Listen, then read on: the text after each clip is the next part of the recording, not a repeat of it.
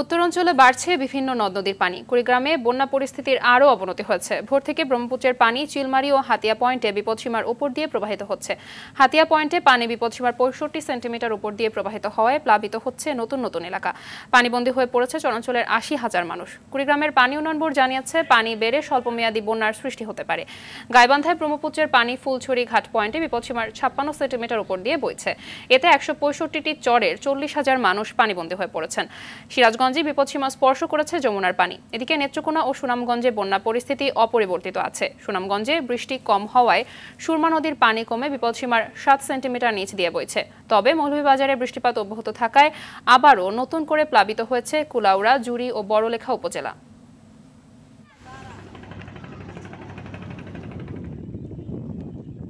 গরু বাছুর নিয়ে একটা টিলে আছে, দক্ষিণে একটা টিলে বলে রসুলপুরের টিলে, ওখানে যায় সবাই আর কি, গরু বাছুর সব কিছু মালামাল কিছু নিয়ে ওখানে যায় আর যে কদিন পানি আছে কদিন আমাদের থাকতে হবে। পানি জোরে আলে তখন এগুলো আমাদের সবগুলো ভাসি যাবে, তখন আমাদের কোনো আটকানোর মধ্যে ক্ষমতা নেই। আর আমি সকালবেলা আন্দার শুকনা আসছিল, এখন গরু বাছুর নিয়ে টিলেট গেছি। হাঁস মুরগি চড়াই এগুলো তো মনে করেন যাইতেছে চলে, পালার মতো ব্যবস্থা নাই। পিছিরি কষ্ট, লবণ নাই, মরিচ নাই, কোনো আঞ্জা তরকারি নাই, আগুনের সমস্যা হয়। বন্যা পরিস্থিতির খবর জানাতে গাইবান্ধা থেকে সরাসরি যোগ দিচ্ছেন সহকর্মী ফেরদৌস জুয়েল। জুয়েল, ব্রহ্মপুত্র ও ঘাঘট নদীর পানি বেড়ে প্লাবিত হচ্ছে নতুন নতুন এলাকা আমরা জানি, তো এই বিষয়ে সর্বশেষ কি তথ্য আছে আপনার কাছে জানাবেন?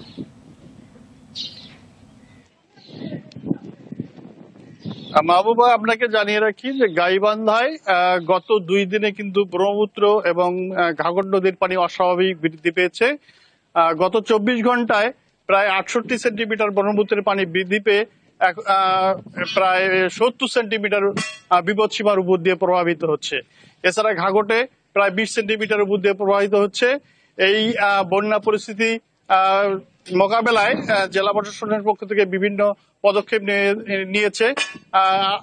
এর আগে আপনাকে জানিয়ে রাখি যে গাইবান্ধার যে ব্রহ্মপুত্র বন্যা নিয়ন্ত্রণ বাঁধের যে বাইরে, অর্থাৎ ব্রহ্মপুত্র এবং যমুনা এবং তিস্তা নদী বেষ্টিত যে সব 165টি চর রয়েছে, এই চরগুলো কিন্তু সমস্ত চর প্লাবিত হয়েছে এবং চরে 4টি উপজেলার 16টি ইউনিয়ন সম্পূর্ণ প্লাবিত হয়েছে। এটি জেলা প্রশাসন জানিয়েছে এবং পানি উন্নয়ন বোর্ড জানিয়েছে যে তাদের এই পানি বৃদ্ধি আগামী 8 তারিখ পর্যন্ত অব্যাহত থাকবে বলে নির্বাহী প্রকৌশলী জানিয়েছে। জেলা প্রশাসনের পক্ষ থেকে আরো জানানো হয়েছে 181টি আশ্রয় কেন্দ্র খোলা হয়েছে।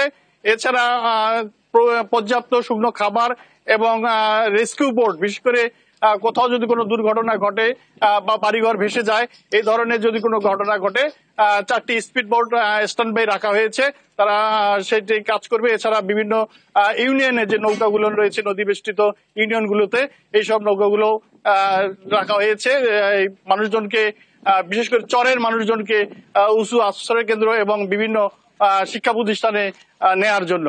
এই ছিল গাইবান্ধায় বন্যার সর্বশেষ। ধন্যবাদ আপনাকে।